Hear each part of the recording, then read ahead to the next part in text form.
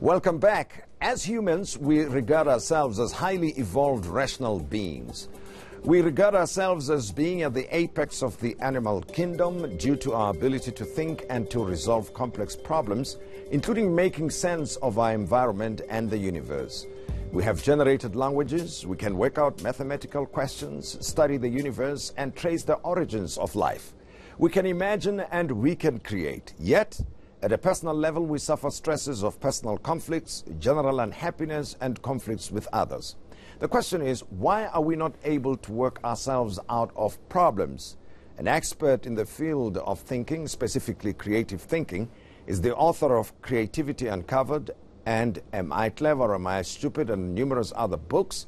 He's also an internationally recognized teacher of the subject, Dr. Kobus Neethling, an old friend, and he joins me to discuss the power of imagination and the creative ways of thinking that can help us solve problems at home and achieve goals in different areas of our lives. Dr. Neethling, Kobus, pleasure to catch up with you. Thank you, Tim. Good to be here. Sure. And before I talk about books, creative thinking, because I know once we start talking about that, we can go on and we get going. But how did you become interested in this subject of creative thinking? You know, I first studied at Cape Town University, and I think it started in my family. Yeah. My mother, looking back, probably represented the left brain of the family. She was neat, she was organized, always on time, loving person. My father was the opposite. He was a brilliant sportsman, but he was unorthodox. Let me give you an example. At dinner at night, when we sat around the table, my father would suddenly get up and he would do 3 somersaults and he would sit down again. Are you kidding me? Yeah, well, absolutely. He would do a handstand on the chair. He would do funny things, throw the eggs to one another and so on. But looking back, that, in a sense, it was for me to understand that you need both. You need the order and you need the organization, but you need to be, sometimes unorganized. You need to be out of routine and so on. And that, in a sense, was the stimulus for me. So I started to study the human being, and I started to study children, because the only way to understand human beingness, I believe, is to kind of go back to where it all started, from about 0 to 3. So for 7 years, I studied those children in 15 countries. Even in Alaska, I observed the Eskimos and so on. What I found was this, that 98% of all children from 0 to 3 have creativity at a superior level. And you can do that, the evaluation in many ways. But at the age of 10, when we assess them again, not 98% anymore, it's only 32%. So what happens from 3 to 10? And I believe it's because of parenting, because parents try to be good parents, but they don't understand this creativity of the child. So they box them in, they make the rules around the child. And the same with education. First, when you get a coloring book, the first thing you're told, color inside the lines. Yeah. So it's inside everything. Yes. And so by 10, the creativity drops, and 25, in the world today, only 2% of adults still have creativity at a superior level. That's where we are at the moment. Okay, and now, did you study specific subjects to become an expert in the field? And we call it creative thinking now, but somebody would say, how do you isolate creative thinking? Did you study specific things? Yeah. What I did initially, this creative what I did thinking? initially, I'm sorry, it was education and psychology combined. Yeah. And then after my doctorate, I went to the US, and at those years in the 80s, the #1 university in the world in creativity innovation was the University of Georgia, just sort of an hour outside Atlanta, and that's where I went. I was very, very blessed, because I met up with a man who was called the father of modern creativity. He is a giant, Professor Paul Torrance. And he came into my life, and I started actually to study from scratch again. Did another master's and did a post-PhD on the identification and development of creative behavior. Yeah. And I look back on my life as a life before creativity came into my life, and a life after that. And that changed everything for me. Okay, now the nature of the human mind, because we are made up of different personalities. You've just explained a little bit what happens to our minds when we grow. But what is the nature of a human mind anyway? I don't think anyone can actually answer that accurately. There's no one way of answering this. For me, and my research, and I've developed the whole brain instruments, the 8-dimensional instruments, for me is that what the nature of the human mind is that one develops certain, let's call it, favorite parts of the mind. So you develop a certain dominance, and there's nothing wrong with that. In all the instruments that I've developed, the score is 300. So some people, for them, the nature is to be rational, to be a clinical kind of thinker. You want information before you take the next step. For others, that must be planned and organized. So in the left brain, you've got these 4 dimensions. On the right side, people who depend on intuition, you know, for them it's more the gut feel. They don't like all these details. They see the big picture, or they connect with people. It's a people orientation. So I believe that you develop the dominance, and that's fine. You select your careers built on your dominances, but you're always in a world of people. And to me, the most successful people in a relationship kind of thing is where you can move in and out of your preferred mode. And that, you know, you can just imagine a parent. If I'm a parent and I've got 2 children, and one has the same dominance as I have and the other is totally the opposite, you will always have a conflict with the other one, because you would never go into the mind of the other child. But the moment you understand how to do that, like with my 2 sons, everything changed when they were 9 or 10 years old.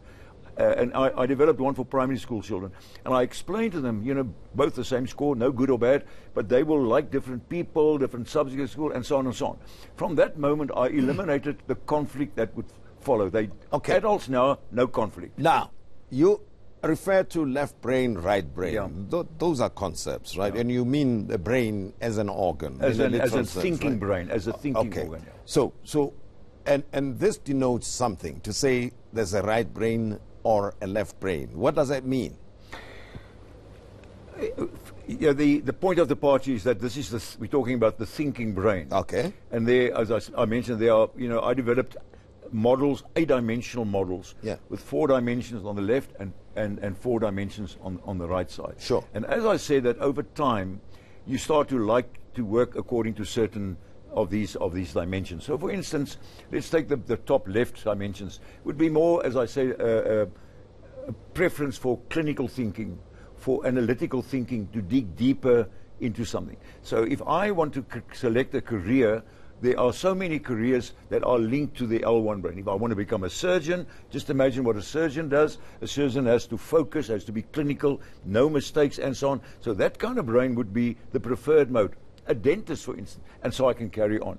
If I'm going to be in a more organized kind of world where I'm planning, or I'm an organizer, most jobs somewhere have the organizing or plan mode, then I'll go to the L2C. That's where the planning and the organized side of your brain functions, the thinking brain. That's where it's situated. You know what I want to do in this conversation is to establish a few things, and we'll take this thinking process and place it in specific areas of life.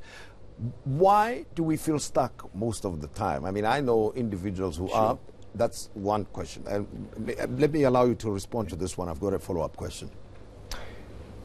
When I said that in the adults, only 2% still have creativity at a sort of that superior level, it's because of this. We're stuck because we get into a routine. We stay there, it makes us feel comfortable, we feel secure in a routine. The moment you break the routine, things change around you, and you're unsure about that, so you prefer to be kind of stuck. That's where creativity comes in. That creative mind which allows you to probe the edges, to see beyond, which makes it easier to leave the routines. The important issue is what I learned right at the beginning, is that creativity can be taught and it can be learned. It's phenomenal to understand that. That we train and we teach people to understand creativity. It doesn't matter if they're 80 years old or 8 years old. That's not the point here. So that they can, because the question is, what do we mean by creativity? It's the development of certain skills and attitudes. Skills, for instance, fluency would be the ability to just generate more ideas than you've had. So hundreds of ideas. You see, otherwise you keep on reinventing yesterday. You don't understand, why am I not improving? Why am I stuck where I am? You know, the stress and all those things. Yes. Because you just don't have the creativity to move out of it. So we train and teach people to have better ideas, more ideas, original ideas, because that makes it easier for you to leave this anchoring of routine work and yesterday's kind of thinking. Now, we also cause conflicts for ourselves, within ourselves. We cannot make up our minds one way or another. And we go one step further. We cause conflicts with others. And then in the process of this confusion, we start thinking of ourselves as being less valuable we start comparing ourselves to other people, and then that generates unhappiness. Absolutely. Now, this is exactly, one of the reasons I started to develop all these instruments is that if I'm in a certain dominant mode and I'm in a relationship with someone else in another mode, what happens over time is the other person becomes wrong in my eyes. That's the kind of thing. And it's got nothing to do with wrong and right. The moment you begin to understand that I may be a clinical kind of person, but my partner is more empathy, more sort of soft, kind of gentle person, and I can go into that mode I don't become that, but I can go into that mode. I develop the skills, and with ease I move into that mode. And in that sense, we have seen in business, in corporations, once it becomes a whole brain organization, even working with your clients to pick up the clue who walks into your bank, for instance, to pick up the clue, I'm now working with a person that is not a detailed person, that is more than R1 person. I get a big picture immediately. Immediately that person has respect for you. So moving in and out of these is critical for better relationships. It's critical for team building.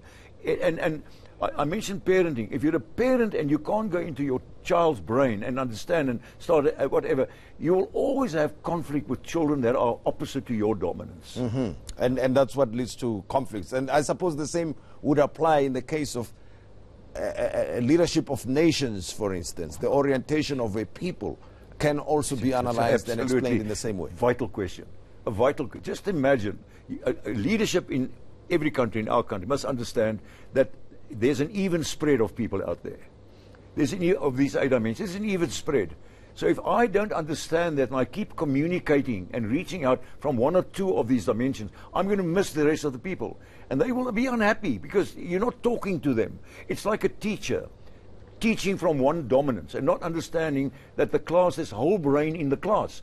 We have found, and we've worked all over the world, more than 50 countries where we work, we have found if teachers teach only from their dominance, they are missing 70% of the children. So the teaching dominance of the teacher never reaches the learning dominance of the child. And that is what's happening in our schools. The moment they teach whole brain, dramatic changes. We've seen it 20% to 80%, immediate changes. And it's with communication with all your people in your country, just imagine what you can build, the relationship you can build in this. Well, let's see. And we're going to try an exercise in a moment and say, what about South Africa? What should we be doing at the moment?